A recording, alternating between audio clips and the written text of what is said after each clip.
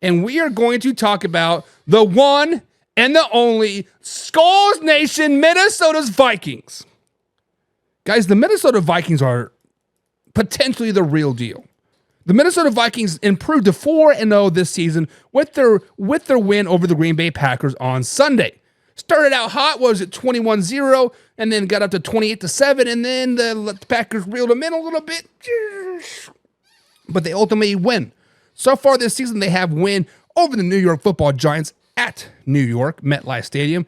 They beat the San Francisco 49ers at home. They beat the Texans at home. And, of course, they went on the road to beat the Green Bay Packers this season. Right now, going into Week 5, they're currently ranked 10th in total offense. They're averaging 333 yards per game with an average of 29 points per game. On the downside, they're also ranked 22nd on the defensive side of the ball, giving up 350 yards per game, but they're just letting the opponent score just 14 points per game.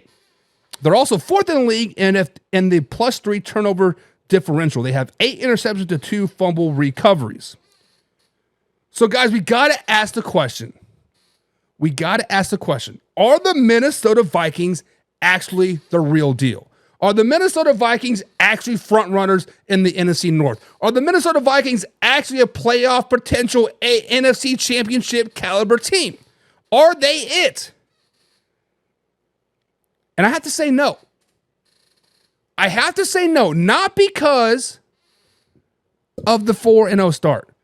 Because I think they're playing really, really good football right now. They've beaten a good 49ers team. They beat a damn good Houston, Texas team. They beat an even better Green Bay Packers team. This week they travel to London and they play the Jets. And then they have a bye week. And then they play the Detroit Lions at home. And then they play LA Rams on the road, Colts, Jaguars, Titans, and Bears. Guys, it is a real opportunity that the Minnesota Vikings could be 11-0 going into the Week 12 bye week. It is a real possibility. It is. But people are waiting for the other shoe to drop in Minnesota. Many Minnesota fans that I know is waiting for that other shoe to drop. Every time Minnesota has some type of success, something happens in return. Addison gets hurt. Jefferson gets hurt, right? Dante Culpepper blows his knee apart. Adrian Peterson beats his kids, right? There's always pros and cons. Every good comes with the bad in Minnesota. It seems like. So are the Vikings the real deal? I have to say no. Because of history, right? We always talk about how the Jets jet. How can the Jets stop from being the Jets? And we basically said they can't. It's an organizational thing. It starts from the top. And the Minnesota Vikings are always going to Viking at some point during the season. They're going to shoot themselves in the foot at some point in the season. The last team to start 11-0, Philadelphia Eagles, right? Actually, they were 10-1. They had an epic second half collapse. Yes, they still made the playoffs, but they got their ass whooped by the Tampa Bay Buccaneers in the playoffs. Are they the real deal? I can't say that yet. Even if they go 5-0, 6-0, 11-0, I'm still not going to be sold on the Minnesota Vikings. So guys, in the comments below, are you sold on the Minnesota Vikings? Are they the real deal? Do you think they're NFC North champion bound? Are they playoff bound? Can they get a playoff win? Let me know in the comments below. So let's go ahead and jump into the chat here. And Laura's giving us a skull with the purple hearts. I love it. She is a huge Vikings fan living in Oklahoma City. How that happens, who knows? There's only 3 things in Oklahoma: Steers, queers, and Vikings fans, right? I'm kidding. James Frank says the Vikings, the real deal. They are the real deal. They'll be battling the Lions for the top spot in the NFC North. So James is basically saying this week they got the Jets in London. They got the bye week, and then they got the Detroit Lions at home.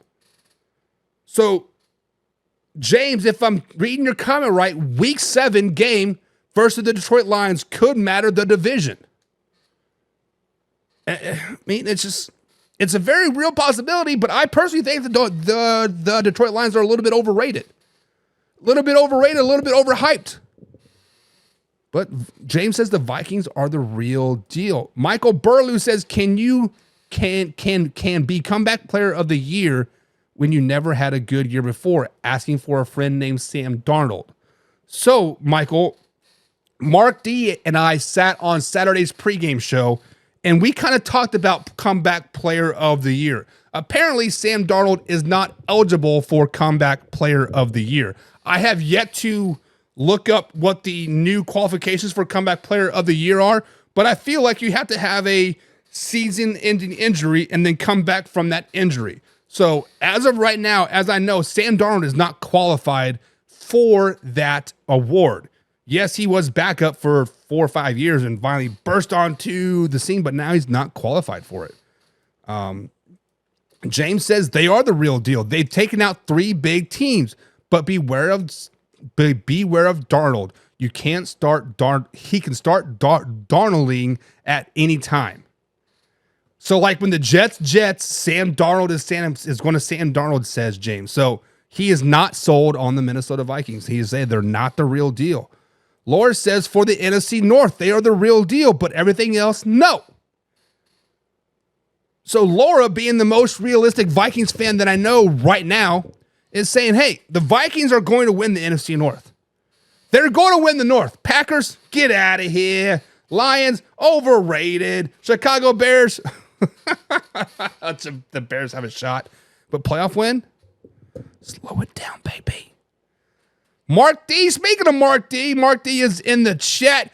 Guys, join us every Saturday night for a pregame show, about 2-hour pregame show. We break down each and every team, giving away how your team can win that particular game. He says, what up? And he says this revenge game for Sam Darnold against the Jets this weekend. Is it really a revenge game? I mean, it should be a thank you for letting me walk game.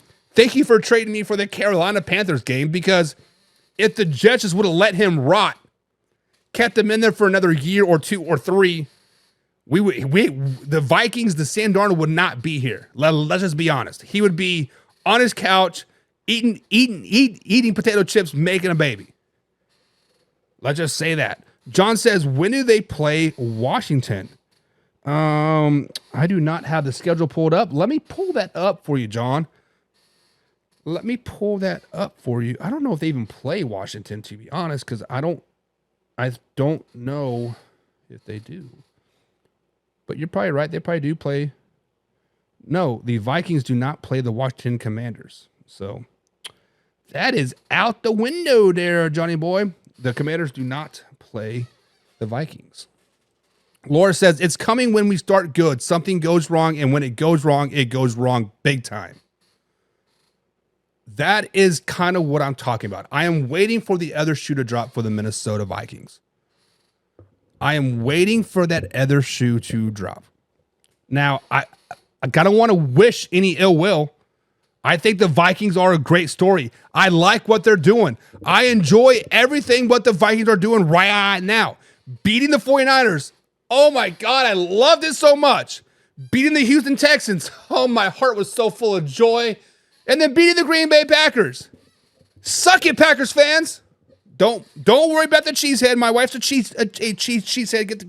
Get that out of here. But suck it.